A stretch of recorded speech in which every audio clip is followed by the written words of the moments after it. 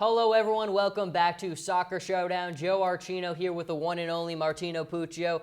Kicking things off this week like we normally do in the English Premier League. And the first place team in the league currently is Liverpool. Martino, the question that everyone around the country is asking is, can Liverpool see things out and win this title? Well, they're obviously in good position, being ahead of Chelsea by just 1 point, even though it's only 11 games in. They still have the upcoming games. They have games against the 10th place team, 13th place team, 20th place team, and the 17th place team. So those are easy points that they should be picking up for each game, 3 points, and it's gonna be pretty easy rolling into the new year for them. So I think they're in good position as long as they pick up those 3 points each game. Well, let's look at the club right behind them, and that is Chelsea. And Chelsea is led by, of course, their manager, Antonio Conte, Eden Hazard, so many star-studded players on this team. Do they have what it takes to see things through and perhaps win this title? Well, Chelsea was my pick before the season to win the Premier League, and I think it all comes down to Eden Hazard because as he goes, they go. Just 2 years ago, they won the league, and he was playing fantastic. Last year, he probably had the worst season he had since he got to Chelsea. And what happened? They placed lower than, I think, third in the standing. I'm not completely sure. But I think he is the X factor moving forward. They have a couple tough games coming up against City and Spurs in 2 of their next 3 matches. So they don't have any time to lose these points. Even though it's only 11 games into the season, every single game matters, and they got to pick up as many points as they can. Well, you know, we always like to give you the undeniable match of the weekend, and that just happens to be Man United versus Arsenal this weekend. You have a real dogfight happening in the English Premier League right now. 4th place Arsenal taking on 6th place Manchester United.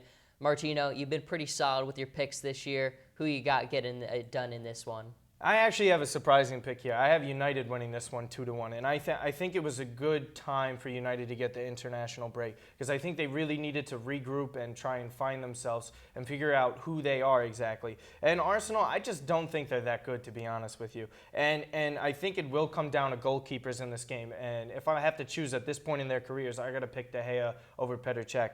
But I have United winning this one 2-1. I have goals from Ibra and Rashford in this one. Look at that. He even gives us the guys who are going to the score. names. It's unbelievable. But now we go over to a favorite of ours on this show, and that is in Italian Serie A.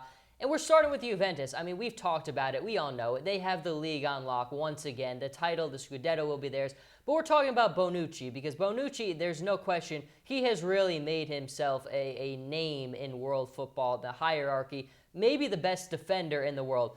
Martino, it just always seems like his name is being linked to the Manchester clubs or to Chelsea. Someone always wants to bid to get him.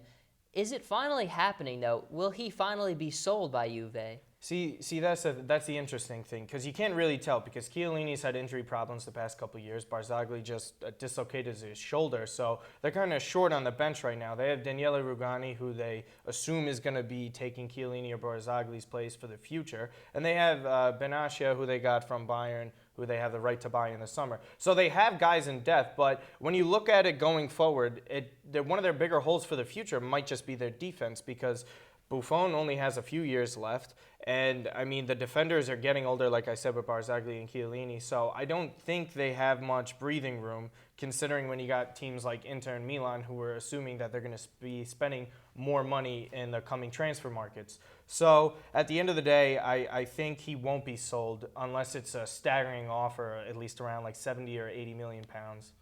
Well, we certainly have quite a matchup on our hands this weekend, and we know we're all about making the bold predictions on this show.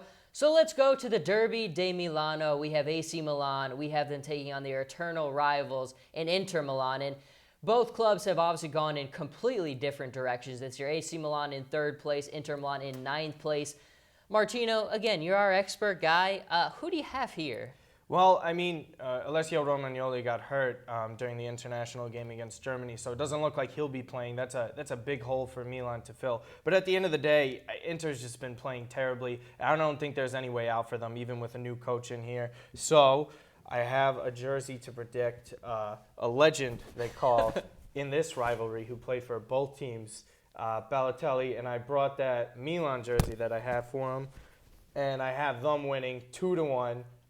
Goals by Lapadula and Locatelli in this one. So Even the jersey to back it up. See, Even the that's what I love about this had guy. to. Always prepared. Another player who is always prepared, but we're shifting leagues for a moment, is Lionel Messi, and we shift now to La Liga.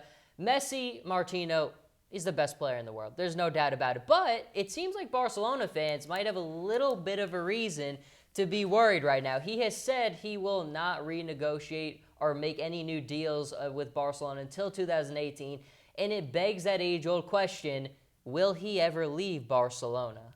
I honestly, no. There's not a chance he's going to leave. And I think he said this multiple times over the years, that he was brought up from Barcelona since he was a young boy back in Argentina, and they gave him his medication because he had stunted growth. And they brought him up as a man, and he's been there since before he was even a teenager. So all he knows in his adult life is Barcelona. So it is so difficult to just see him leave. And I know we're living in an era now that players come and go from clubs, but I think he's in that category with Maldini, Totti, and even Ryan Giggs, where they just play on one club his whole career. I think he's going to retire before he even leaves Barcelona. So I think everyone just needs to relax back in Barca for many years. You heard the man, just relax, but a huge matchup this weekend that really might end up determining the fate of the league. Atletico Madrid taking on Real Madrid, and this one is always massive in every single way. Martino, you have first place Real Madrid taking on fourth place Atletico. Who do you have coming out on top of this one? Well, Atletico's struggling out of the gates to begin with because we haven't really seen them play this poorly at the start, even though they're still in okay position in fourth place. But I think Madrid's really got this look going for them lately. I mean, Cristiano is just getting healthier and healthier, which is the biggest X factor here. Although Atletico is at home, I have them drawing 2-2, which is still a good result for Atletico, all things considered, because there's only two other teams, in my opinion, in this league that are better than them. So I think getting 1 point against Madrid, even though it might not be at home, I think it's a big deal for them. So a 2-2 draw there. Now, we haven't touched on the national teams a ton on this show, but right now there is a very pressing matter, and that is with the United States men's national team. It seems like the state of U.S. soccer has really taken a much big step back when it seemed like for a while was going forward. But Martino, they lose to Costa Rica 4-0. It seems like now the fate and the status of it is up in the air. What is the status to you of U.S. men's soccer right now, and do they need to make a change at the top? To me, the past 20 to 30 years for U.S. men's soccer has been 1 step forward, 2 steps back. Yeah, they've gotten into the knockout stages of the World Cup, but they haven't gone further there. And it doesn't lie in just the talent that they have or the coaches that they have at the top level. It's at the bottom level. So it's at the youth levels, developing youth players. Because there's players from other countries and kids that start off when they're 2-3 years old in South America or Europe or wherever they are. But also it's difficult when you're in a country where soccer might be the 5th most popular sport, 4th most popular sport, if you think behind basketball, baseball, and football, just completely dominating the youth. So they need players like Christian Pulisic, who's out in Europe right now, to just dominate and really have a star power that'll inspire a whole generation of kids to pick up the sport, and who knows where they can go from there, because there's over 300 million people in this country, and I'm sure there's enough soccer players in there to finally produce a winner. So it's going to be a little while, but I think it's there. It just depends on where the focus is for the next 20 to 30 years. Well, the man who knows it all. Thank you for listening to Soccer Showdown, everyone. Martino Puccio, Joe Archino. We'll catch everybody the next time.